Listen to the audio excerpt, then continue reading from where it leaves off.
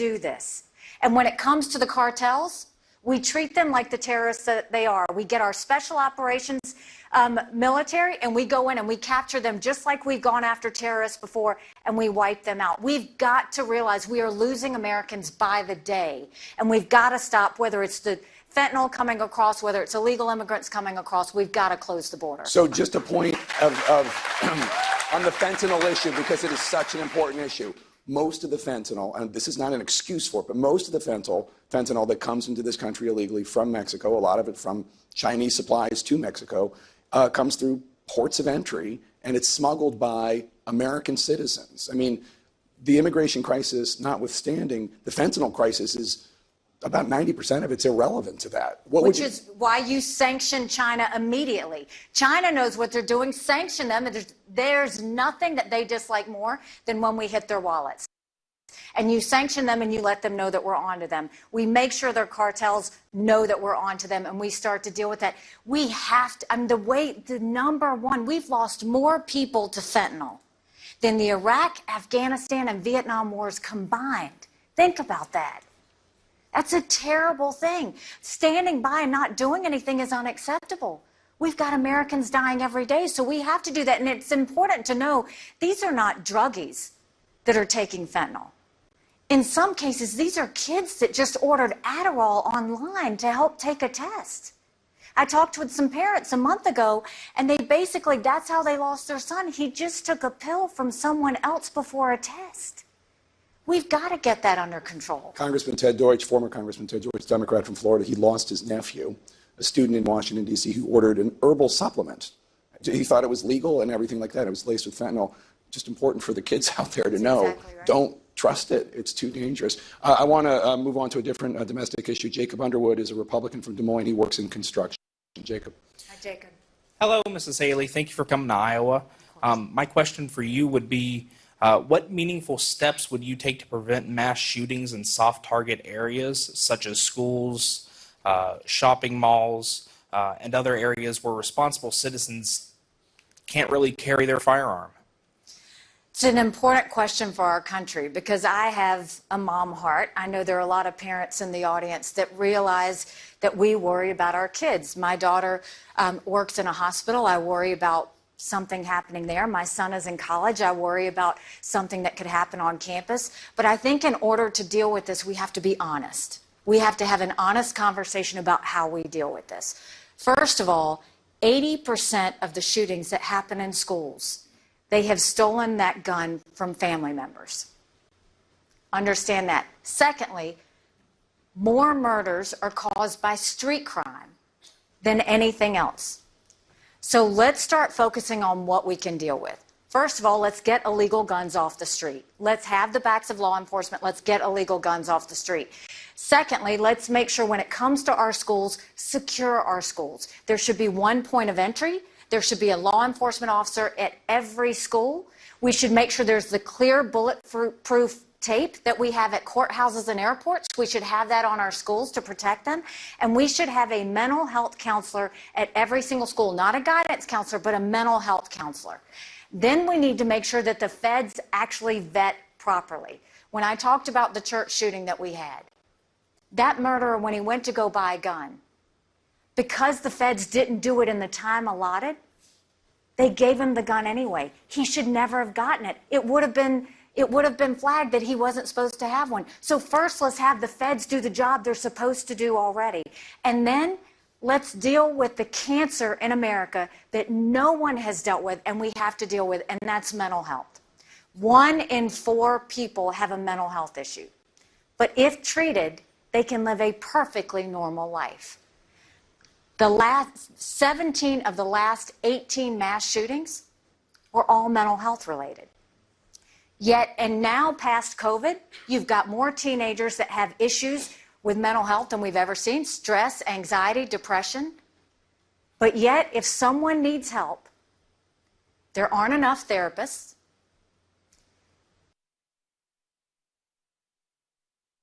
If you go to a therapist, you've got to pay cash. Insurance doesn't cover it. There aren't enough mental health facilities.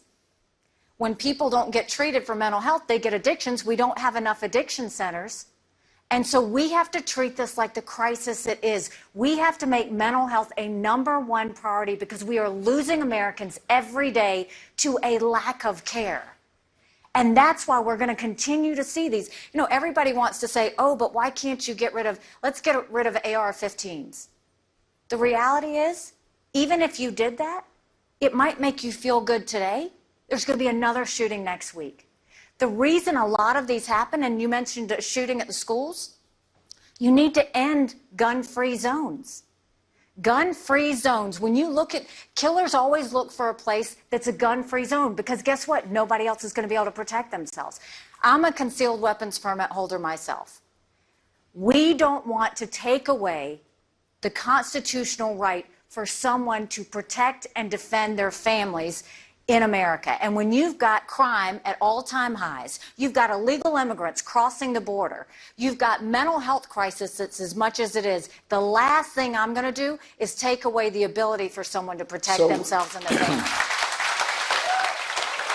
You know the intersection of the gun crisis, the gun violence crisis, with the mental health crisis. And about 2/3 of the gun deaths are suicide, or people who are troubled and they choose to do this, and it's horrific. Some states have been experimenting with red flag laws, which enables law enforcement and the courts to temporarily either remove guns or block people from being able to purchase guns, individuals who have been adjudicated in some way from posing a threat to themselves or others. Is that something that you might support? No, I don't trust government to deal with red flag laws. I don't trust that they won't take them away from people who rightfully deserve to have them because you've got someone else judging whether someone should have a gun or not. It is a constitutional right that people can protect and defend themselves. What I want is the feds to do their job. What I want us is to take illegal guns off the street. What I want us to do is deal with mental health the way it deserves to be dealt with. And what I want is for us to have the backs of law enforcement so that they can do their jobs. That's when we'll start to get safety back on our streets again. So we're going to have more with presidential candidate Governor Nikki Haley when we come back.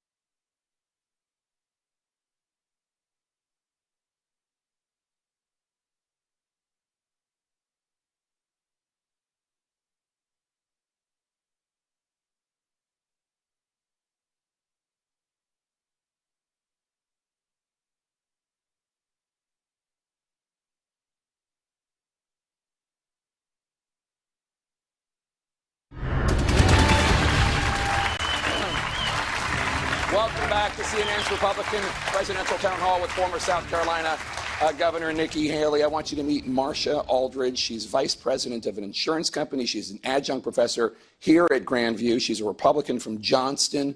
Professor. Good evening. Welcome to Grandview. Thank you. You've been very successful overcoming this systemic sexism that permeates politics and all employment. It keeps women from serving in critical roles. Do you anticipate the same roadblocks on the road to the first woman president?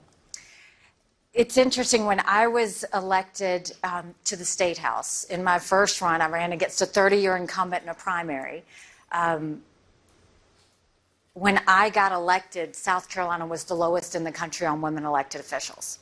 And then when I became governor, I was the first female governor in South Carolina. And when I went to the UN, I was the only woman on the Security Council at the time. So none of my jobs have ever had a line going to the women's bathroom, ever.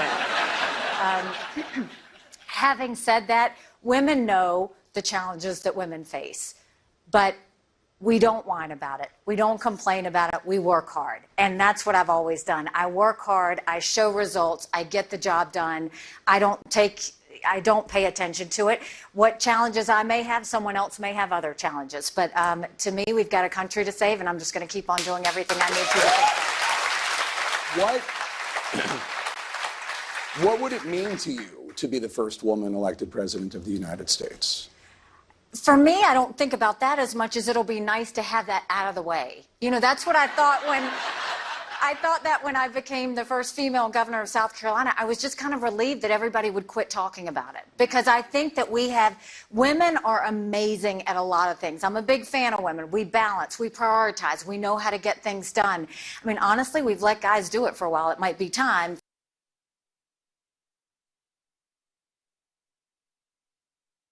for a woman to get it done. So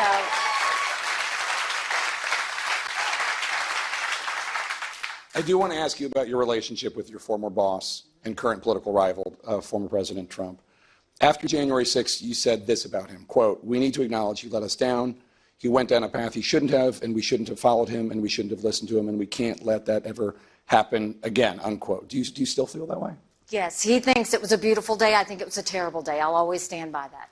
And Trump continues to lie about what happened in the 2020 election. He continues to say it was stolen, and a huge number of Republican voters believe him. Now, I know you have issues with the ways some states changed the rules to help people vote during the pandemic. I get that. You have acknowledged that that didn't have any impact on the outcome of the election. But I'm talking about debunked, wild conspiracy theories, claims rejected by Republican governors and election officials, more than 60 failed legal challenges. After January 6th, you said about voters who believe Trump's conspiracy theories, quote, "We've got a lot of work to do. They've been lied to by everybody," unquote. How clearly are you going to state this to voters on the campaign trail? I think it's important that voters want to have election integrity. That's the biggest thing. And I've seen, when I was at the United Nations, there's nothing worse than when a country and their citizens don't trust the election system. So when you look at what happened, you know, you had mail-out balloting that we know was happening. We know that there was harvesting that was happening. And then you had secretaries of state that did things without approval from their legislature. Those are pretty serious. And so what we've seen happen in states is they've started to pass election integrity laws, which we need to have. And I think that's really important. And I've said all of what happened, none of that would have changed the results of the election. We know that President Biden is the president. But I do think it goes to say we need to continue to have election integrity laws. When I was governor in South Carolina, we pushed for a we pushed to make sure that we had transparency in voting. And when we did, we had voter ID. And when we did, they said we were disenfranchising voters. I was vilified by the media at the time. And I said, if you've got to show picture ID to buy Sudafed, if you've got to show picture ID to get on a plane, you should have to show picture ID to protect the integrity of the election process. So, just for the record, a lot of states changed voting rules during the pandemic, including states that Trump won, like North Carolina, Kentucky, and Arkansas. Utah has exclusively had vote by mail for years and years and years. I'm not that, and I'm not talking about debates over voter ID or whatever, normal normal things in the context of political discourse. I'm talking about the insane stuff we heard about the Italians hacking into satellites and well, you know what I'm talking about. And the lies that Trump continues to say, the people's lives that were put at risk, Democrats and Republicans. And I'm wondering how willing you are to talk to the people, Republican voters, to say that wasn't true. That didn't happen. I've been on the record to say that while I think that we had issues, I don't think that any of them changed the election. I have also said, when he said it was a beautiful day, January 6th, I think January 6th was a terrible day. I will say whatever is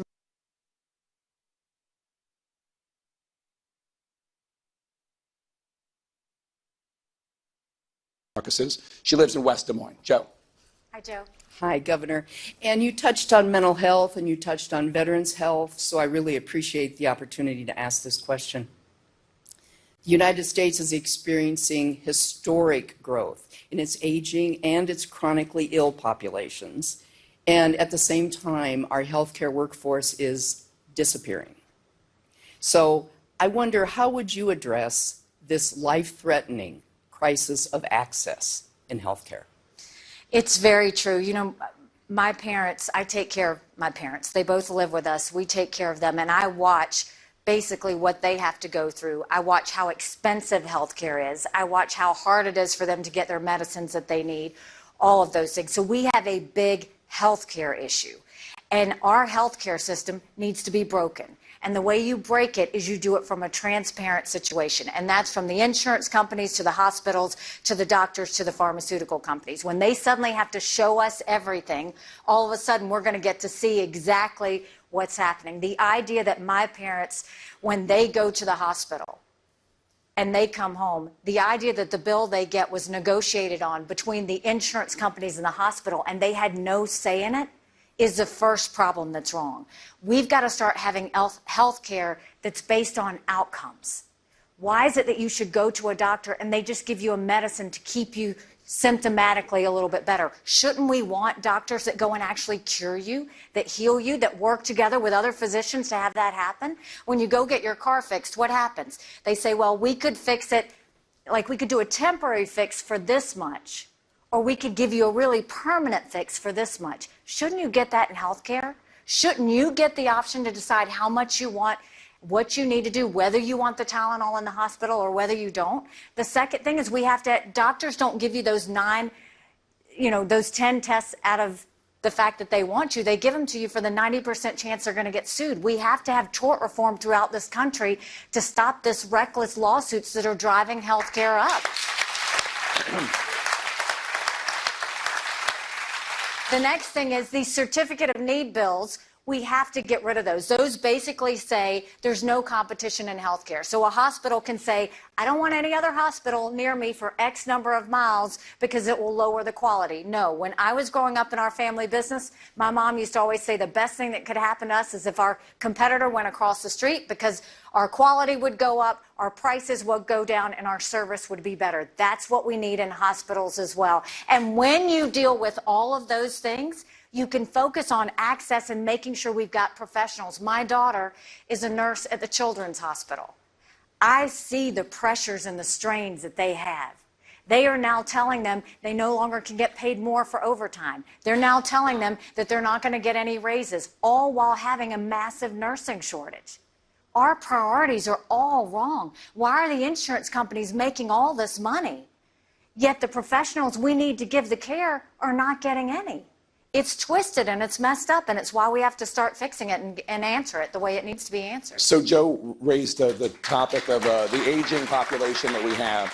I want to ask you about Social Security. The program is expected, as you noted earlier, to run out of money to pay full benefits in 2034.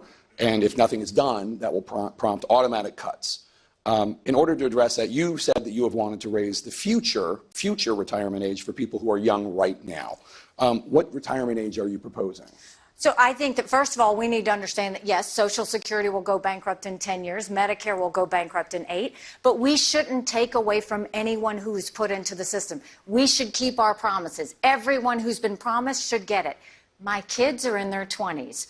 They're the ones we go to and we say, we're raising We're raising the retirement age to reflect life expectancy. We limit benefits on the wealthy. Instead of cost of living increases, let's do increases based on inflation. And let's expand Medicare Advantage plans. That's what we need to do to start really taking on entitlement reform. We have to do it because we can't keep kicking this can down the road. And I know that Trump and DeSantis have both said we're not going to deal with entitlement reform. Well, all you're doing is leaving it for the next president, and that's leaving a lot of Americans in trouble. So for them to say that, DeSantis and Trump, I mean, is it even a viable option? And what would you say about the leadership of those two individuals if they say they're not going to do anything? I think it's important to be honest with the American people. We are in this situation. Don't lie to them and say, oh, we don't have to deal with entitlement reform. Yes, we do. Yes, we do. It's the reality. I'm always going to tell the truth. Is it going to hurt?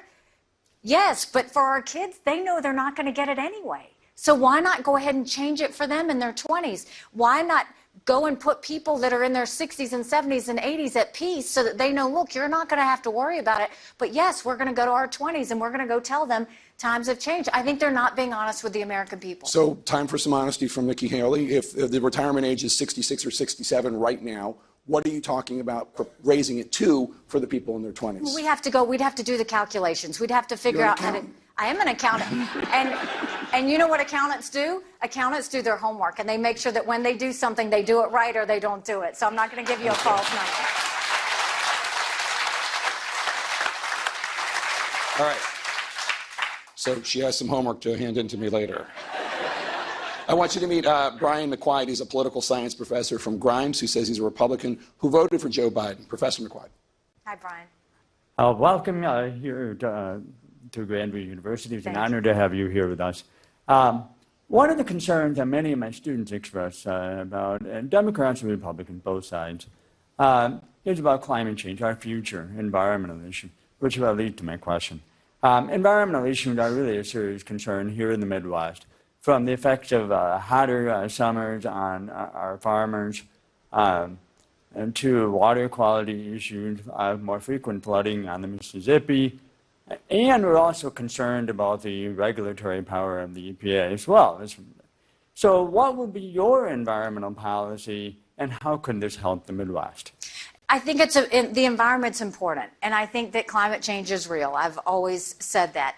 But I think it's important, again, to be honest about where we are. I think you've seen a lot of these Green Deal policies that Biden has put into place that are not actually going to move the ball. They want to suddenly subsidize. They're using, gas-produced cars for subsidizing electric vehicles without realizing we don't have the infrastructure to handle it. And I'm not just talking about charging stations. That's one of the issues. I'm not just talking about rural areas. That's one of the issues. I'm talking about electric vehicles are so heavy that our roads and bridges aren't capable of handling that. So that's all of these things that they're doing in the name of saving the environment are actually going to hurt us down the road, and we need to be honest about that. But if we do care about the environment, which I believe everybody here does, we want clean air. We want clean water. I want my kids to have an earth that's healthy and going to carry on for future generations. But if we are that serious, then let's be honest. The United States is very good when it comes to emissions. If we want to really fix the environment, then let's start having serious conversations with India and China. They are our polluters. They're the ones that are causing the problem. The reason I pulled us out of the Paris Climate Agreement was not because I don't want us to have a good environment. It was because what had happened under the Obama administration, they had put so many regulations on our businesses that we were suffering, and that was the promise in the Paris Climate Agreement. You know what China's promise was? That they would deal with it in 10 years. And I dealt with the Chinese enough to know 10 years never comes. We need a fair playing field. We're not the problems. The Chinese and the Indians are the problems. I want to ask you about the legal battle between Florida Governor Ron DeSantis and Disney. You said you would happily welcome Disney to South Carolina if they wanted to move. What do you think of Governor DeSantis' leadership when it comes to the back and forth with Disney? Look, it's the hypocrisy of the whole thing. What I said was, first of all, this all started with the Don't Say Gay bill, right? And it basically said you couldn't talk about gender to any child before the 3rd grade. I have been on record saying I don't think that went far enough. They should not be talking to our kids about gender, period. That's what parents talk to their kids about, not in school. So let's put that bill away and put that to the side. I totally agree with the bill and think that it needed to go further, and I think they've done that since then. What I'm talking about is the fact that here you have a woke company. They've been woke for years. I remember when Disney went after President Trump for immigration. This is nothing new. So here you have DeSantis, who accepted $50,000 in political contributions from Disney. He went and put their executives and their lobbyists on prominent boards throughout Florida. And he went and basically gave the highest corporate subsidies in Florida history to Disney. But because they went and criticized him, now he's going to spend taxpayer dollars on a lawsuit. It's just like all this vendetta stuff. We've been down that road again. We can't go down that. Businesses were my partners in South Carolina. We didn't always get along. And luckily, South Carolina is very anti-woke. But when you have a company like that, don't bring the citizens' taxpayer dollars into it. Pick up the phone, deal with it, settle it the way you should. And I just think he's being hypocritical in that. So, woke, the word woke, used to be used by progressives to talk about an awareness of inequities and historical inequities. But obviously it means something else to conservatives criticizing it. What does it mean to you? How do you define woke? There's a lot of things. I mean, you want to start with biological boys playing in girls' sports. That's one thing. The fact that we have gender pronoun classes in the military now. I mean, all of these things that are pushing what a small minority want on the majority of Americans, it's too much. It's too much. I mean, the idea that we have biological boys playing in girls' sports, it is the women's issue of our time. My daughter ran track in high school. I don't even know how I would have that conversation with her. How are we supposed to get our girls used to the fact that biological boys are in their locker rooms? And then we wonder why a third of our teenage girls seriously contemplated suicide last year? We should be growing strong girls, confident girls. Then you go and you talk about building a strong military. How are you going to build the morale in a strong military when you're doing gender pronoun classes? Why is it that... Why is it that you have, kids undergoing critical race theory where if a little girl's in kindergarten, if she goes into kindergarten, if she's white, you're telling her she's bad. If she's brown or black, you're telling her she's never going to be good enough and she's always going to be a victim. All of these things have gone to where they are pushing, and transgender, the whole issue of the transgender, it's not that people don't think in America you should live the way you want to live. I want everybody to live the way they want to live. But stop pushing your views on everybody else. That's the problem, is they're starting to push everything on the rest of us. Okay, so there was just a lot that you said, but let me... There's a lot wrong in our country when it comes to that. You talked about girls' suicides. And I think one of the reasons why, when you talk to educators, what is going on with all of this embracing and the pronouns and embracing of trans kids, et cetera. According to the Trevor Project, half of transgender and non-binary young people have seriously considered suicide in the past year. And a lot of these efforts, and I'm not defending any specific effort, but a lot of these efforts are about trying to stop that. And I'm wondering, is there room for the humanity of these young people in this debate? We need to take care of these kids. And that's why in South Carolina, when we had the issue of, they were transgender kids when I was governor. Yeah, the bathroom bill. Yeah. We didn't have the bathroom bill, right, because I didn't have the bathroom bill come into South Carolina, because I knew that if we had a transgender child, they would come meet with the principal. The principal would give them their own private bathroom so that they were safe, and the majority of the student body didn't even have to deal with it. So I didn't want us to say, okay, you go to this bathroom, you go to that one. You just deal with them individually. That was the safest way for everybody. We do need to be humane about it. But now, what about the idea that this girl in New Hampshire that I talked to, she's a senior in high school, and she said, every class they talk about transgenderism. And she said, I feel like I'm walking on eggshells because we'll be canceled if we say anything about it. That's what I'm talking about. It has overtaken the entire conversation. And that's not fair to the rest of our kids. So I think there is a humane way to do it. Let's get them the help, the therapy, whatever they need so that they can feel better and not be suicidal. But don't go and cause all these other kids to feel like that pressure's on them. They don't deserve that, and they don't need that either. So we're going to have more with presidential candidate Governor Nikki Haley when we come back.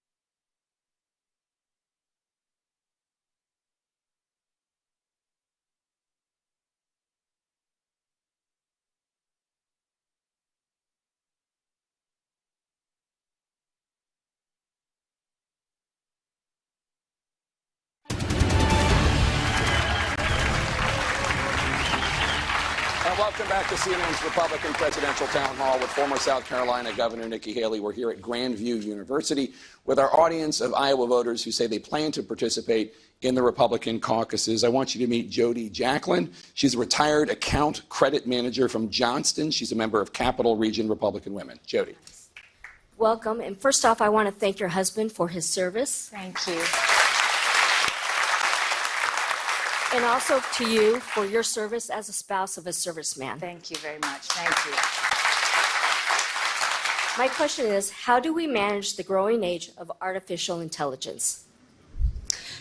Artificial intelligence is happening whether we like it or not. So I think the first thing is you have to acknowledge this is real, and it can be a source for good, right? This is something that's going to move us over to the, to the next level when it comes to all types of things.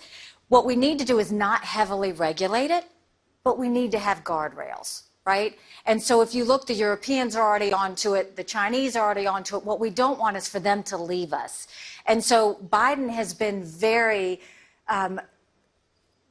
he's been slow on wanting to do anything about it, but that's the wrong way to look at it. We should be bringing in the private sector to tell us exactly what we need to watch out for with AI, how we can best use AI, and just establish basic guardrails. And then let the private sector work, because there's a lot of good innovation that's going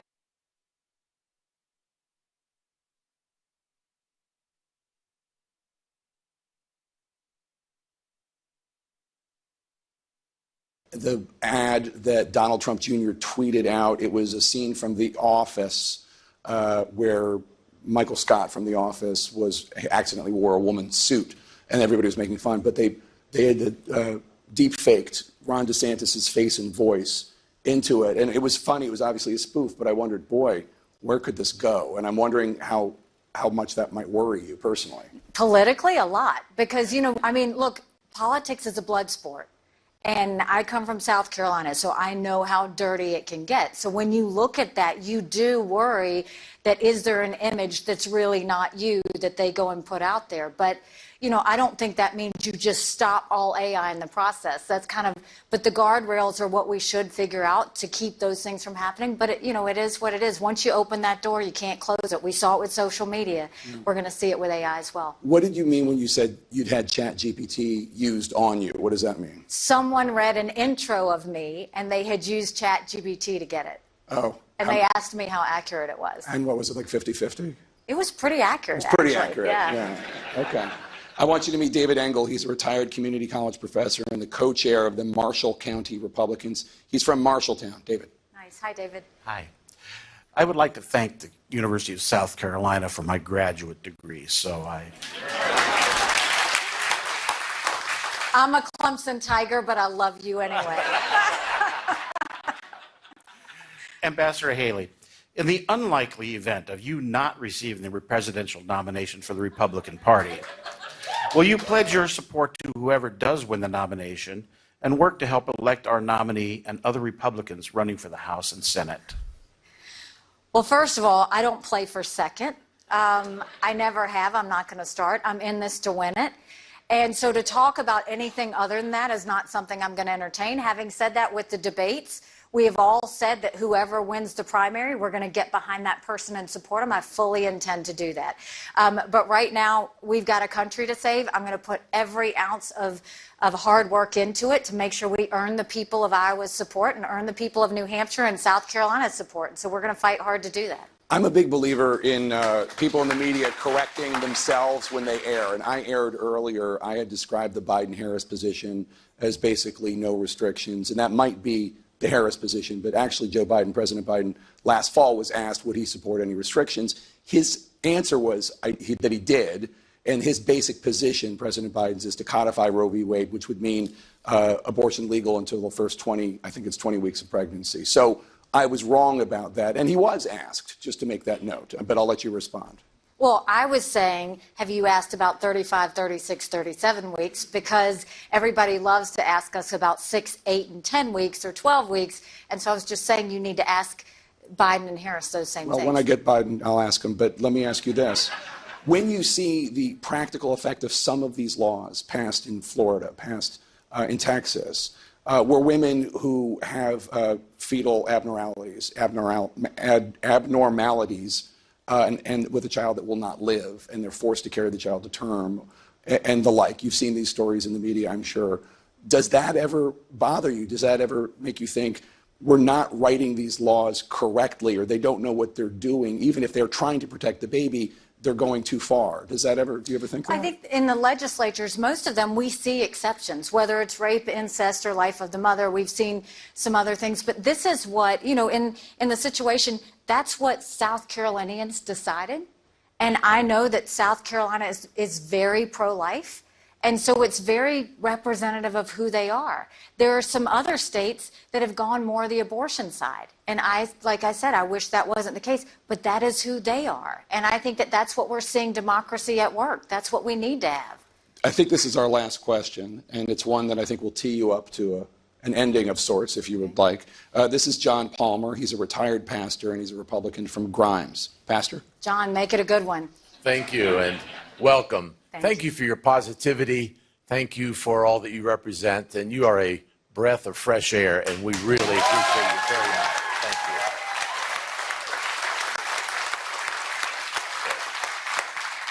So what are the core values that serve as the foundation and the underpinnings for you, your family, and your political leadership?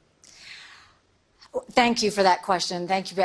I think that so much of who I've been as I grew up, my parents very much taught us the importance of faith and a conscience. That's above all things, that's what it was. And it was the basic standards of take care of those that take care of you. Do for those, do for the least of these. You know, don't wait for something just because you're going to get something out of it. Do it because it's the right thing to do. And my parents would always say the best way to appreciate God's blessings is to give back. And so I feel like I've lived my life that way. And I feel like Michael and I have raised our kids that way, is that we want to make sure that they know that we're a family of service. And you do for others, and when you do for others, it comes back to you. But of all things, with our kids, when we raised them, we wanted them to have a faith and a conscience. And we knew if we did that, that everything else would be okay. Thank you. I appreciate it. If you want to say goodnight to the audience, if you could keep it briefish.